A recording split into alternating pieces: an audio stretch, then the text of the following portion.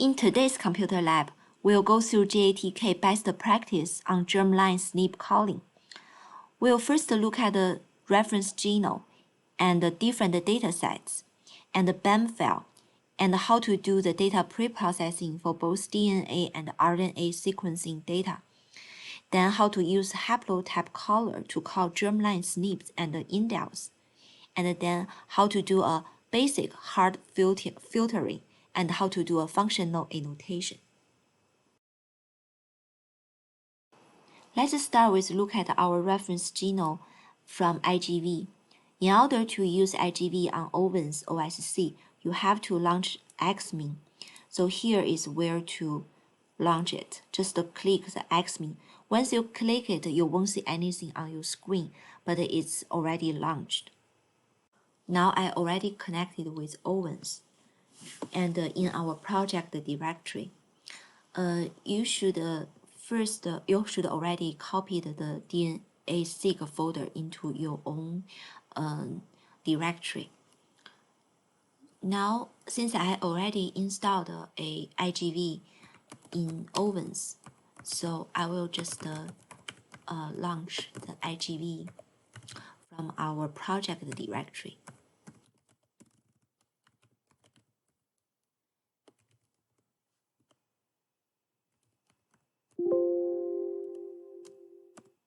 And ending with an and sign. So after I launch the IGV, I still can work on the command line interface.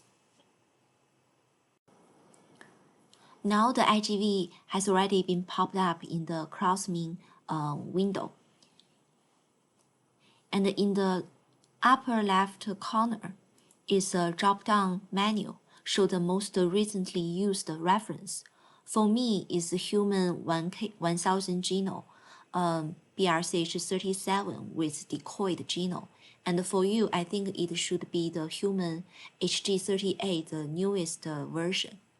And since in our computer lab, we'll use this HG37 with the decoyed genome version. So please load this version first. And for the B37, there are 3 releases, and they are slightly different in, for example, what is the contig name, whether it's named 1, 2, or CH1, CHR1, CHR2, whether it includes certain contigs and mitochondrial DNA coordinates or not, and whether they include the decoyed genome or not. Decoyed genome is like for the genome of the virus, DNA or RNA of the virus that live in human, is part of our human body. For the version, different reference genome version, IGV allows you to load data on different reference, even if they do not match exactly. But the GATK and the PCAR software have strict reference matching safeguards, which is very good.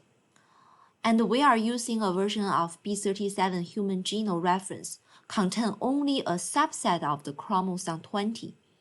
So if we look at our data in the GATK workshop, the first explore directory, and let's just look at in the reference folder.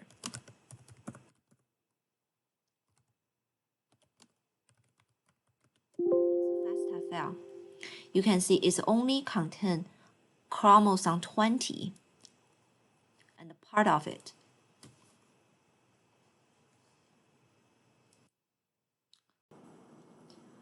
After looking at our reference genome, now let's look at our data. The NA12A7A is an individual's DNA that has been extensively characterized, and NA stands for DNA. Meanwhile, the GM12A7A refers to a cell line data derived for the same individual.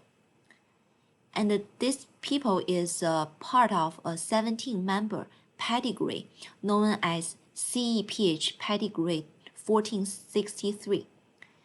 In this 17 members category, there are 4 grandparents, 2 parents, including mother, NA12A7A, and 11 children.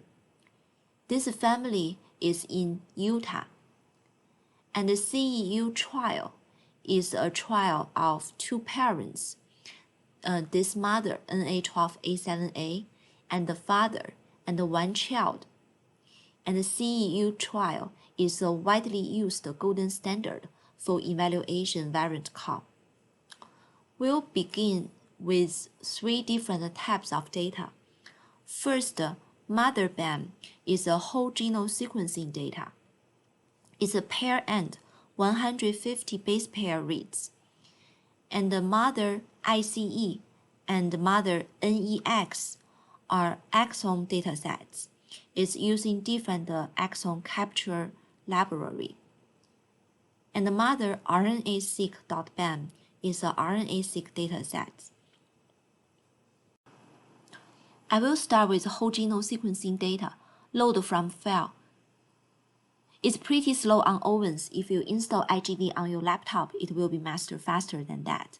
But you need to download the BAM files onto your laptop. Let's choose mother.bam, open. Initially, you won't see anything because IGV have to zoom into a certain level to show the reads. Let's go to the interval 15 million, 873,697 to 15 million, 875,416. You can either click go or enter. Now you start to see those reads. The gray colored thing are reads. Okay, I think your view will be slightly different from my view because earlier I choose the group alignments by read strand. If we choose the default view, it will look like that. And those gray color means the basis on this read match with reference. And you also see some colored stripes, red, blue colors. Those means in those positions, the base is different from reference. And the top track is the read depth coverage. That means in this interval, the maximum read is 43. And if we zoom into a certain level, we start to see the change from the colored strap to characters. For example, in this position, the read has a different base G, different from the reference base A. Let's zoom out to see if we can find any insertion or deletion. Okay, here, this is an insertion and a deletion in IGV. Insertion is showed as a purple color I in IGV, and the deletion is a black color dash line. If we zoom into, we can see the details for the insertion and the deletion. Both of them are 2 base pair. We can also view as pairs. So it will show clearly that the insert size between the 2 reads, this is read 1, this is read 2, and the gray line is the insert size between the 2 ends of that fragment. So roughly we can get an estimate. We already know from the description file that this is a 150 base pair and read. So each read is about 150 base pair, and the insert size in the middle is also from about 100 to maybe 150 to about 300 base pair. So the total fragment length, we can have a pretty good estimation.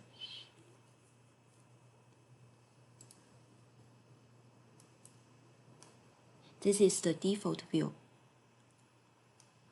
Now we can load the exon sequencing data. We have two exon sequencing data. One is ICE and the other is NEX. That's using two different capture kits. Oops.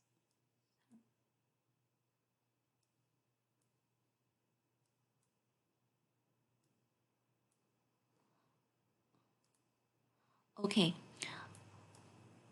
So we can see that the coverage graph for the ICE exon sequencing data has more breadth and depth in this target site. Not only this one, let's zoom out further.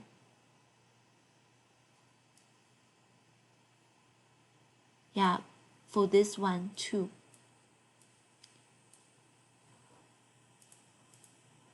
And for this particular one, ICE covered much more than the NEX capture kit.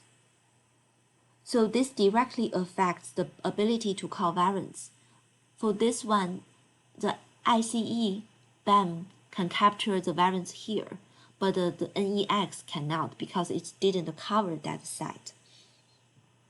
But this is not to say that ICE is better in general, just it's working better for this particular target site in this sequencing run.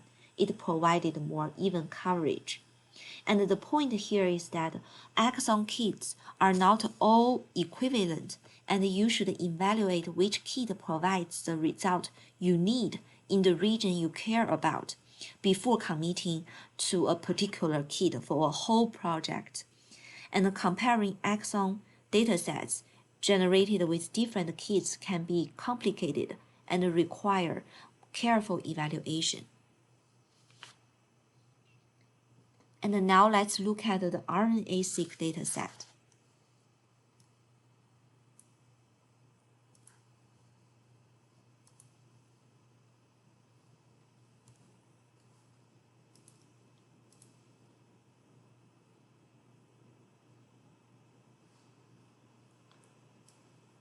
It's a mother RNA-seq BAM file.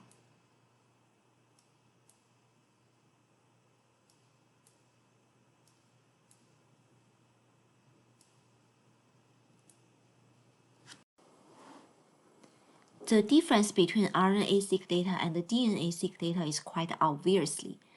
There are a blue line connecting two reads, and those blue lines are the intronic region, and the reads connected by the blue line is the junction read, which covers the junction site of two exons.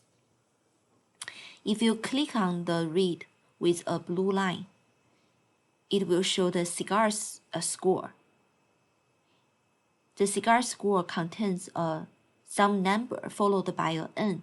That means the intron is 1,225 base pair long, covered by this. This intron is spliced out during the transcription.